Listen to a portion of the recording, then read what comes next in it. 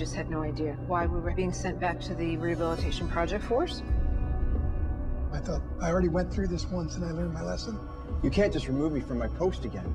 And that is when my son came to the forefront. How do you really expect us to do the RPF with a 2-year-old son? It's ridiculous. For me, it was game over. And I mouthed the words to Chris. He said, "Me neither." But we couldn't escape immediately. We're under guard. We had to go back to the RPF. We were told that my secretary, who adored our son, was going to be with him for the night. So for that night, I didn't have to worry. Now, what do we do? Next morning, Chris and I are kept separate, but we're both put to work. Our job was to set up lunch. I was able to lean over to her and whisper, you know, we're gonna go, we're not gonna stay here. And she said, how? I said, you just follow me. We wait till everybody's settled, and then Chris says, Oh, I forgot the mustard, so sorry. that was the signal. We hadn't thought beyond getting our son. Then we went and got on the bus, and the bus went right near where the child care org was.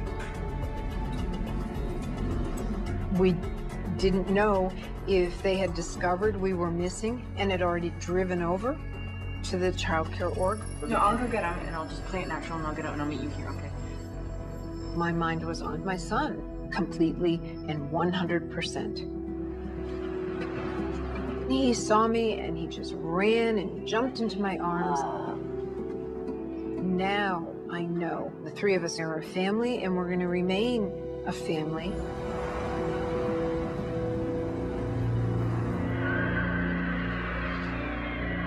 The three of us found a movie theater.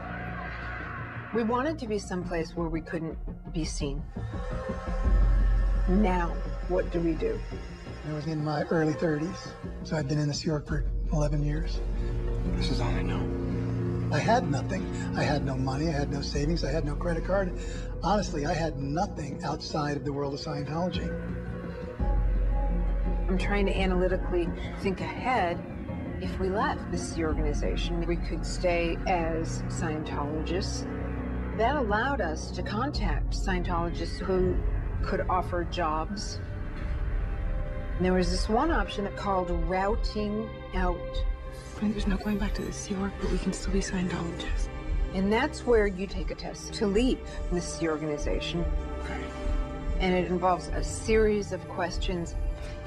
It wasn't going to be Scientology counseling. They were going to put the two of us in basically an interrogation.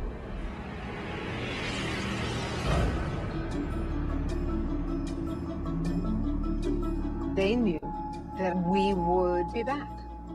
So we did the routing out. If they find enough bad things, you'll be declared a suppressive person.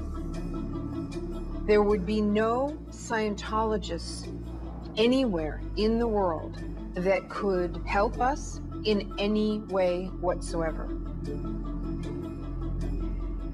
We waited.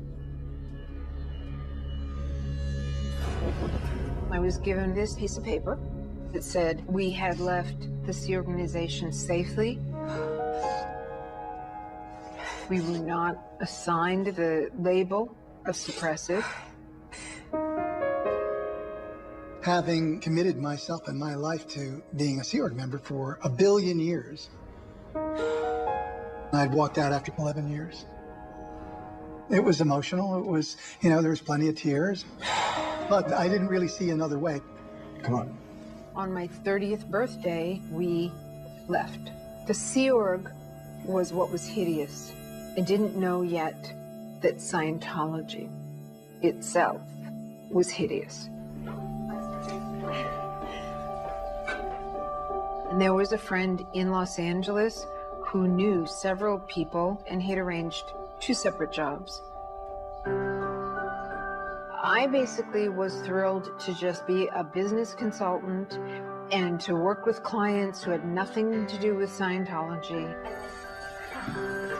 We weren't completely free as public Scientologists because we were required to pay 10% to Hubbard's organization. As long as you pay them that 10%, they leave you alone. Oh my God. The freedom was so immense.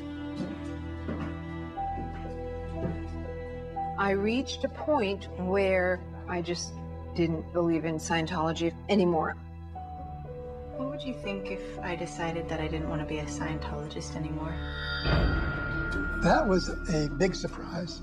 I very much considered myself a Scientologist, and that Nancy would withdraw from that would be a problem for me. There was trouble brewing. I get a call that I'm wanted at the attorney's office in Scientology. If I said no, I would be declared a suppressive person and I could lose my marriage. The counselor told me to take the e-meter. I'm thinking, oh my God, did they know that in my head I just wasn't a Scientologist anymore? So I agreed to it. Where does your allegiance lie? To Scientology? Of course. That's a rock slam, Nancy. The counselor told me they wanted to help me sort mistakes or sins, whatever you want to call it, that I had done. I want to know.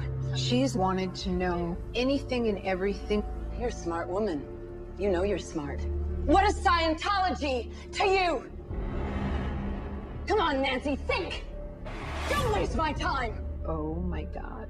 I am in the belly of the beast. I mean, do you think he'd be happy if you shifted from us? I'm not shifting. She'd be wonderful, and then poof, she'd be a crazy lady.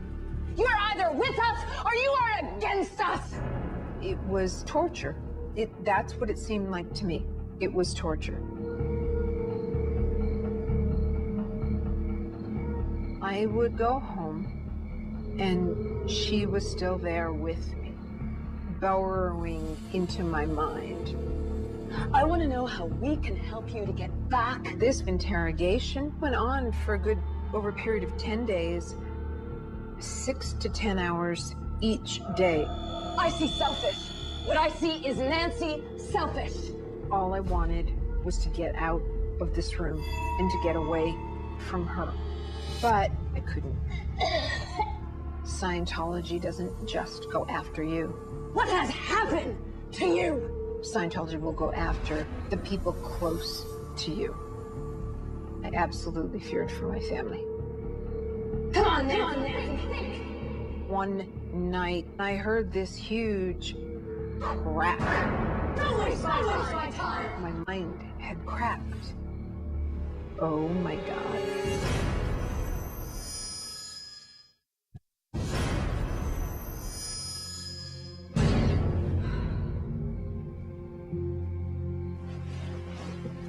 I leapt out of bed, and there was this voice that came out of my body, but it wasn't me.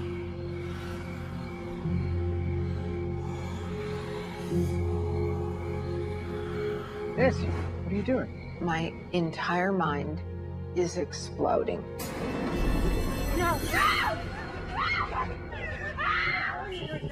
I was frightened for her. She wasn't Nancy. She was gone. She really was broken. I knew I was seeing things that weren't there. I knew I was hearing things that weren't there. You're either with us or you are against us. It was progressively getting worse and worse and worse.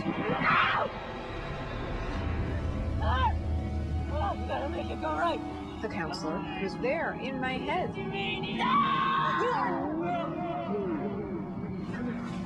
Come here. I'm up with the tree. There's nothing with the tree. There's nothing with the tree. The trauma simply grew as time went on. It turned to paranoia.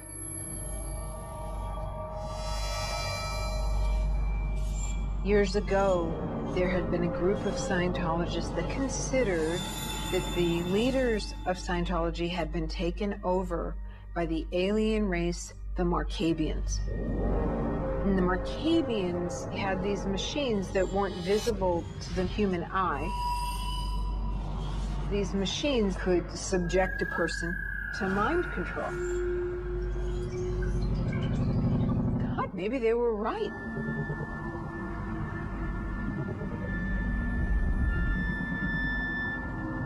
So how do I escape? So the next morning, it was like I woke up on another planet. Oh my God, my son's in danger. Well, what are you doing? No, don't go out the door. We're gonna go out the window, okay? Let's go out the window. If we went through the door, we were going to be closer to that negative energy. So we climbed out the window.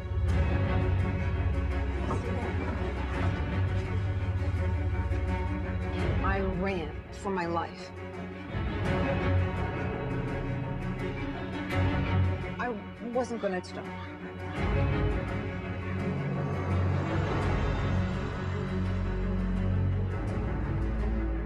The evil was moving in closer, and we had to get out. I was completely expecting I was going to die. And suddenly I started to collapse. I just couldn't go on anymore. The next thing I saw, there were people all around me.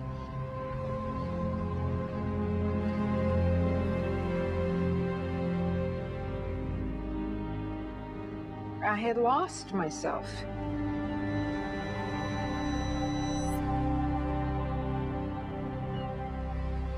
It was horrific.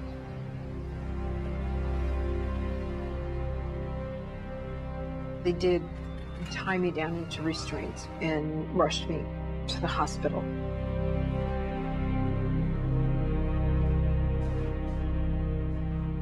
She was strapped down to the gurney, and she didn't recognize me. Who are you? They broke her. Chris. Your husband. And then he leaned in close and I said, "Is it safe yet?" And he said, It's completely safe.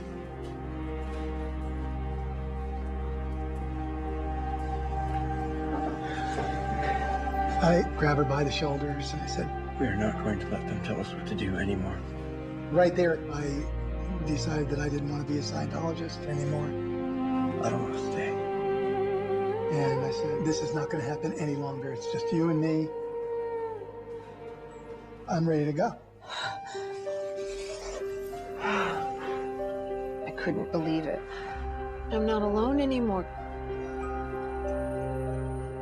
And that was our beginning back out into the real world.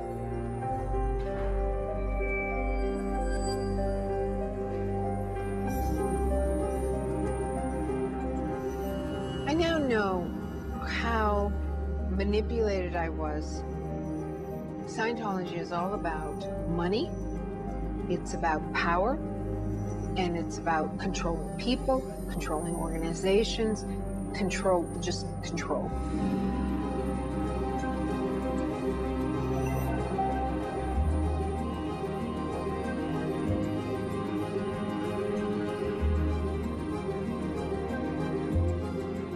The largest damage that this group did to me was it disconnected me from family. It disconnected me with my friends. It disconnected me with my path on life.